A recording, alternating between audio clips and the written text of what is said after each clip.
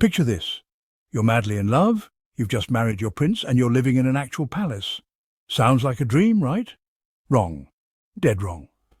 Because what they don't tell you in the fairy tales is that behind those palace walls lurks a machine designed to break you down, control your every move, and silence your voice forever.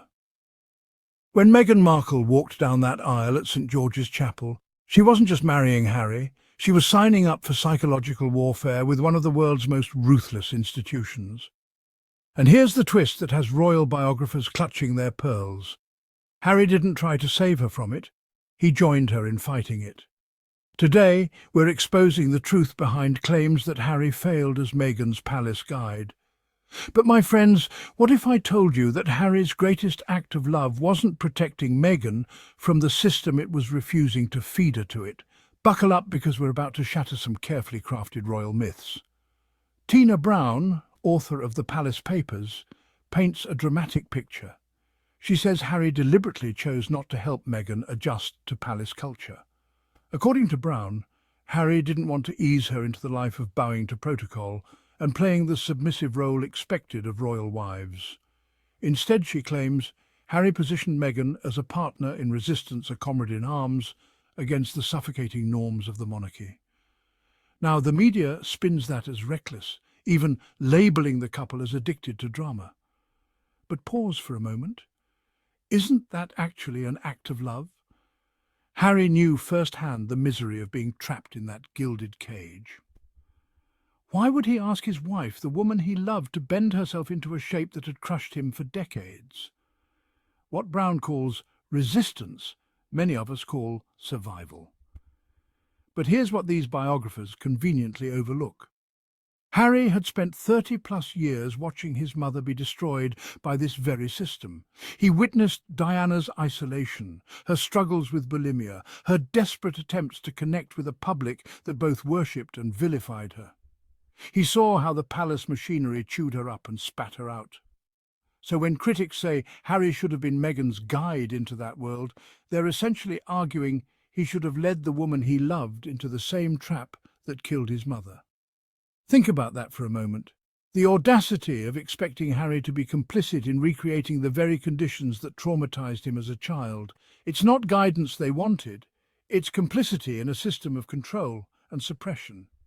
Of course, Meghan's entrance into the royal family wasn't just complicated by palace culture. It was also overshadowed by a toxic sideshow from her estranged half-siblings. Samantha Markle had been calling Meghan narcissistic and selfish as early as 2016, long before Meghan even stepped into royal life. Tom Markle chimed in too, selling interviews and criticisms to whoever would listen. Brown suggests that Meghan should have gritted her teeth and invited Samantha and Tom to the royal wedding for appearances' sake. Really? Imagine walking down the aisle on the biggest day of your life, knowing your own half-siblings had already sold you out to the tabloids. Meghan was expected to endure betrayal in silence, simply for good optics. That's not grace, that's exploitation. But let's dig deeper into this family dynamic, because it reveals something crucial about how the media weaponizes personal pain. Samantha Markle, who hadn't spoken to Meghan in years, suddenly became a regular fixture on television the moment Meghan's relationship with Harry became public. She wrote a tell-all book, gave countless interviews, and positioned herself as the voice of truth about her half-sister. And Thomas Markle. He staged paparazzi photos for money, then played the victim when he got caught. He missed his daughter's wedding, then spent years doing interviews about how hurt he was not to be included in her life.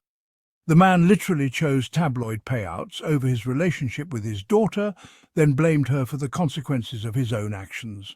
This isn't just family dysfunction, this is a masterclass in how the British press creates and sustains narratives that serve their purposes.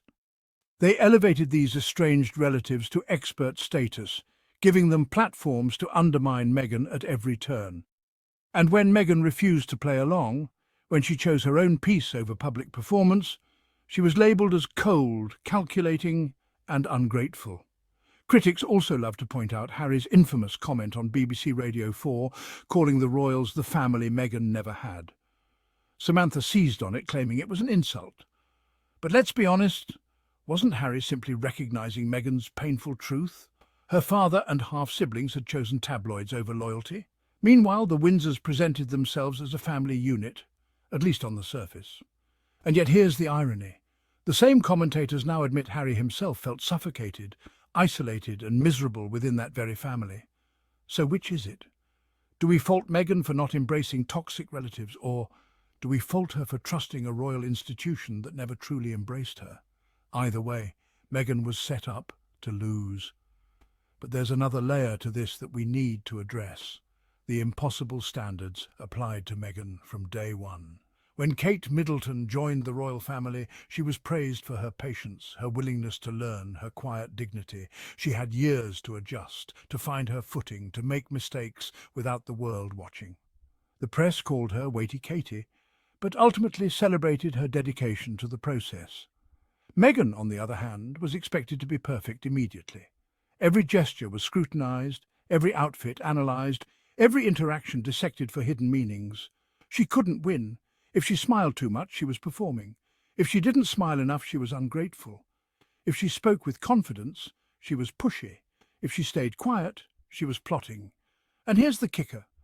While Kate had the luxury of a long courtship and gradual introduction to royal life, Meghan was thrown into the deep end almost immediately.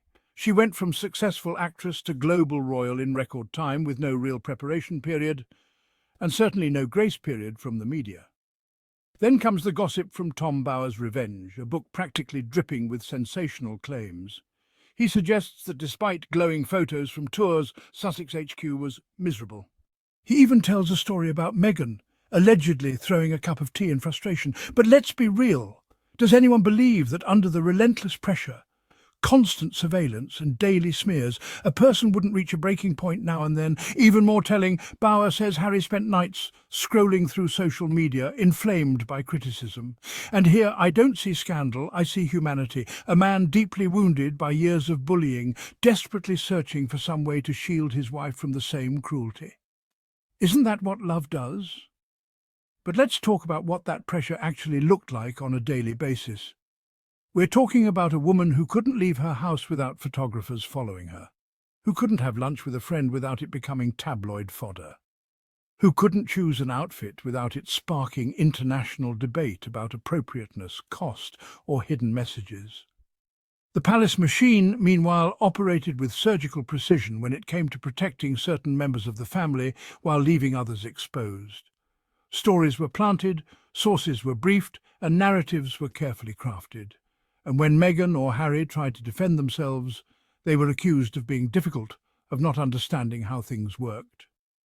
Bower and others paint this picture of chaos and drama within Sussex operations, but they ignore the external forces creating that chaos. When you're under siege daily, when every move is weaponized against you, when your own family's press office is briefing against you, of course there's going to be stress and frustration behind closed doors. Let's address the elephant in the room that these royal biographers conveniently dance around: race. The treatment of Meghan cannot be divorced from the fact that she was the first mixed-race woman to marry into the British royal family in the modern era. The very same behaviours that were celebrated in other royal wives were suddenly problematic when exhibited by a black woman. Remember the headlines? Straight Outta Compton, when Meghan's mother was photographed. Articles about her exotic DNA and how she would add some colour to the royal gene pool. The obsession with her background, her family, her past, all coded language that revealed uncomfortable truths about how Britain still views race and belonging. When Meghan touched her bump during pregnancy, she was criticised for being attention-seeking. When other royal mothers did the same thing, it was maternal and natural. When she held Harry's hand in public, it was inappropriate and unprofessional. When other royal couples showed affection, it was refreshing and modern. The double standards weren't subtle, they were glaring. And when Harry and Meghan finally spoke about experiencing racism within the royal family during their Oprah interview, the response was swift and defensive. How dare they accuse the institution of racism? How dare they suggest that the firm wasn't welcoming? But here's the thing. You can't separate the media's treatment of Meghan from centuries of British colonial attitudes. The same press that built empires on the backs of subjugated peoples wasn't suddenly going to embrace a strong, successful black woman. who refused to diminish herself for their comfort. The problem isn't that Harry and Meghan resisted palace culture. The problem is that palace culture refused to adapt to them. A mixed-race American woman, outspoken and independent, was never going to be allowed the same grace extended to others who married into the family. The press circled like vultures. The palace stayed silent, and Harry and Meghan stood together, shoulder to shoulder, fighting back. But let's examine what adapting would have actually meant for Meghan. It would have meant abandoning the causes she cared about, silencing her voice on issues of social justice and equality, accepting that her worth was measured solely by her ability to smile, wave, and produce heirs. It would have meant pretending that the racist coverage didn't hurt, that the family's silence in the face of attacks was acceptable, that her own trauma didn't matter. The institution's message was clear: conform or be destroyed. There was no middle ground, no negotiation, no recognition that perhaps a 1,000-year-old system might benefit from some evolution. Instead, the choice was binary: submit completely or face the consequences. And when Harry and Meghan chose a third option, walking away entirely, the reaction was swift and vicious. They were labelled as ungrateful, disloyal, attention-seeking. Their decision to prioritise their mental health and their children's well-being was painted as betrayal of duty and country. But here's what the critics miss. Their departure wasn't an act of rebellion for rebellion's sake. It was an act of survival. It was two people recognizing that the cost of staying, their sanity, their safety, their authenticity, was too high to pay. So yes, Tina Brown and Tom Bower can write all the books they want, spinning their tales of drama and dysfunction. They can interview palace sources who hide behind anonymity while throwing stones. They can perpetuate narratives that serve the institution's interests while ignoring the human cost of maintaining those systems. But the truth is simpler and more powerful. Meghan and Harry chose authenticity over performance, love over duty, and freedom over submission. They chose to protect their family rather than sacrifice it for public approval. They chose to speak their truth rather than maintain convenient fictions. And that choice, my friends, is why they remain a symbol of resilience to millions around the world. Because sometimes the most radical act isn't resistance, it's simply refusing to participate in your own destruction. The real question isn't why Harry didn't guide Meghan into palace life. The real question is why we expected him to guide the woman he loved into the same system that traumatized him, that killed his mother, and that ultimately rejected them both. This has been Meghan and Harry Tales. I'm Adrian, and I'll see you next time with more royal truths they don't want you to hear. Because the real story isn't about protocol and tradition. It's about two people who dared to choose love over legacy and truth over comfort. Until next time, keep questioning the narratives they want you to believe.